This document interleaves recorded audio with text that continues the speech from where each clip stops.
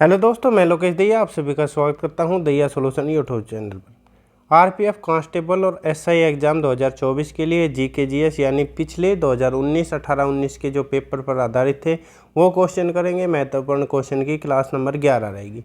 10 class हम पहले कर चुके हैं। आप देखना चाहते हैं तो आरपीएफ की प्लेलिस्ट में जाकर देख सकते हैं। तो बिना देरी से फर्स्ट क्वेश्चन से शुरू करेंगे। हम फर्स्ट क्वेश्चन पर चलते हैं। फर्स्ट क्वेश्चन आ गया है। फर्स्ट क्वेश्चन दे रखा है, गुलामगिरी नामक पुस्तक किसने लिखी थी? कौन सी? गुलामगिरी। घासीदास, नारायण गुरु, ज्योतिराव फुल्ले या ईश्वर चंद्र विद्यासागर। तो किसने लिखी थी? तो कौन सा ऑप्शन सही रहेगा? तो ऑप्शन सी सही रहेगा।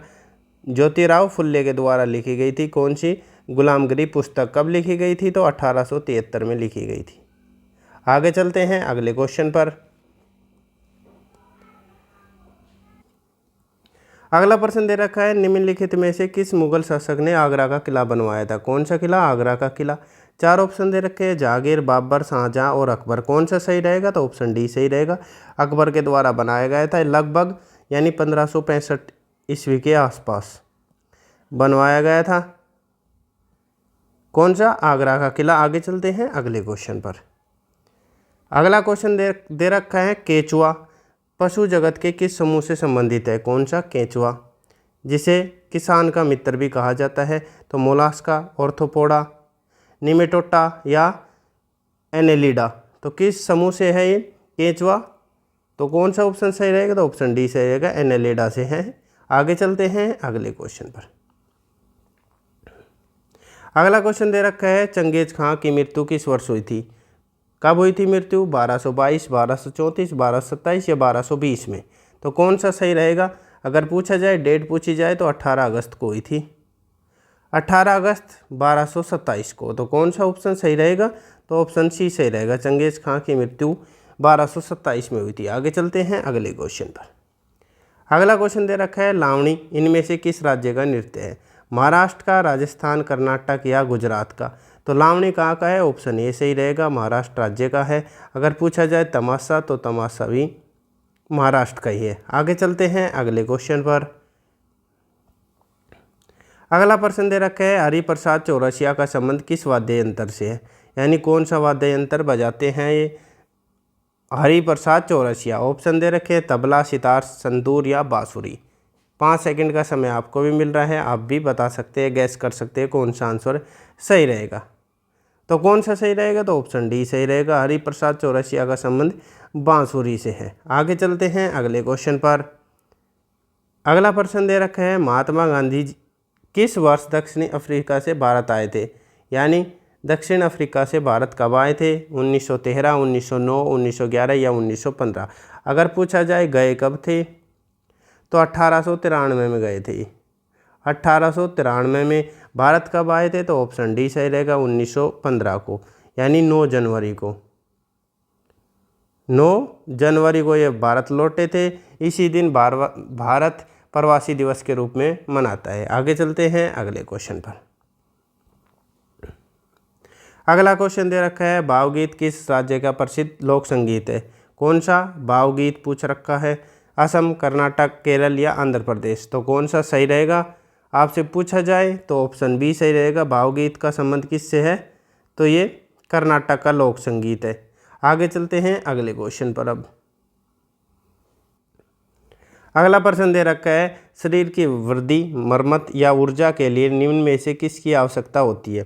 केवल प्रोटीन की होती है, कैलोरी की होती है, पोषक तत्व या कार्बोहाइड्रेट की। तो कौन सा ऑप्शन सही रहेगा? 5 सेकंड का समय आपको भी मिल रहा है। तो कौन सा सही रहेगा? तो ऑप्शन सी सही रहेगा, पोषक तत्व की ज़्यादा हमारे शरीर को वृद्धि और मरम्मत और ऊर्जा के लिए आवश्यकता होती है। आगे चलते हैं अगले क्वेश्चन पर। अगला प्रश्न दे रखा है, भारत की कोकिला के रूप में किसे जाना जाता है? यानी भारत की कोकिला किसे कहा जाता है?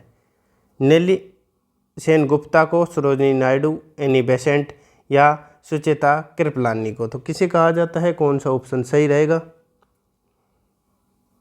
तो ऑप्शन बी सही रहेगा, सरोजिनी नायडू को भारत की कोकिला कहा जाता है। आगे चलते हैं अगले क्वेश्चन पर।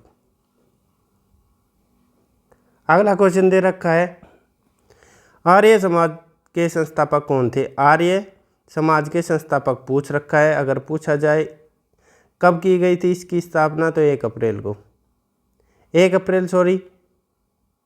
अप्रैल नहीं 10 अप्रैल 1875 को, 10 अप्रैल 1875 को की गई थी। किसके द्वारा, तो ईश्वर चंद्र विद्यासागर, स्वामी विवेकानंद, दयानंद सरस्वती या राजा राम मोहन राय के द्वारा।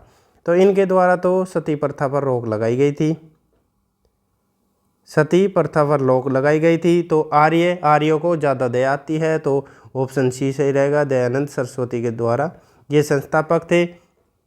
पूछा जाए कब की गई थी, तो 10 अप्रैल 1875 को की गई थी आर्य समाज की स्थापना। आगे चलते हैं अगले क्वेश्चन पर। अगला क्वेश्चन दे रखा है, कांगेड़ नृत्य का संबंध किस राज्य से। कांगेड़ नृत्य का संबंध किस राज्य से, हरियाणा, लद्दाख, जम्मू कश्मीर या सिक्किम। तो कौन सा सही रहेगा। अगर पूछा जाए मारूनी नृत्य भी पूछा जाता है आपसे परीक्षा में, कौन सा, मारूनी नृत्य। तो ये दोनों किस राज्य के हैं, तो ऑप्शन डी सही रहेगा, सिक्किम के हैं कांगेड़ और मारूनी नृत्य। आगे चलते हैं अगले क्वेश्चन पर। अगला प्रश्न दे रखा है, खिज्जर खां द्वारा किस राजवंश की स्थापना की गई थी। किसके द्वारा, खिज्जर खां के द्वारा, लोधी, सैयद, बहमनी या सूर।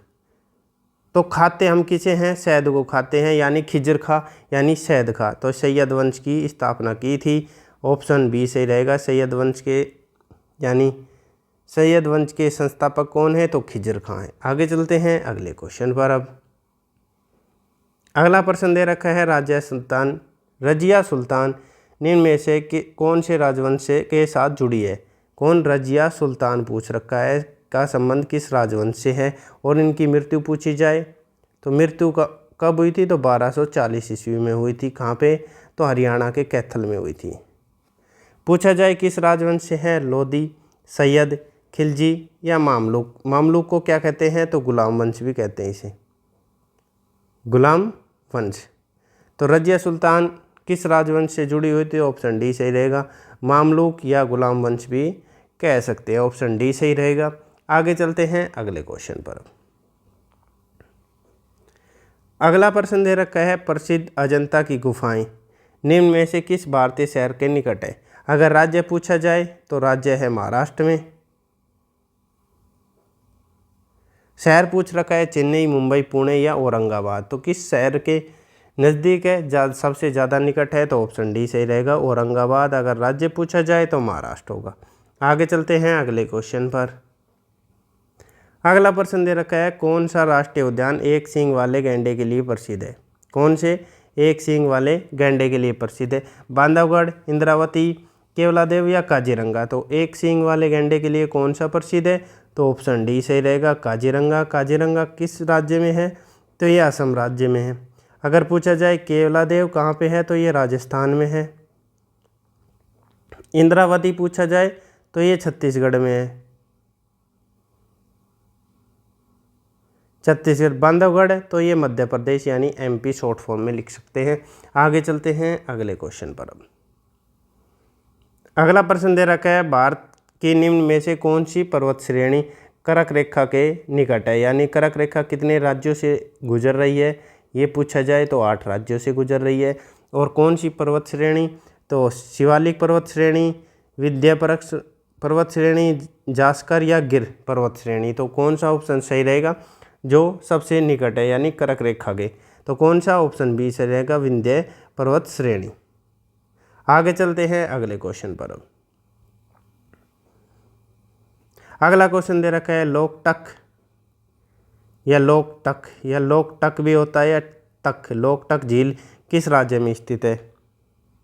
केरल में है, मणिपुर में, राजस्थान या उड़ीसा में। तो लोकटक झील किस में है, तो ऑप्शन बी सही रहेगा, मणिपुर में है। और इसमें तैरता हुआ, एकमात्र तैरता हुआ राष्ट्रीय उद्यान है।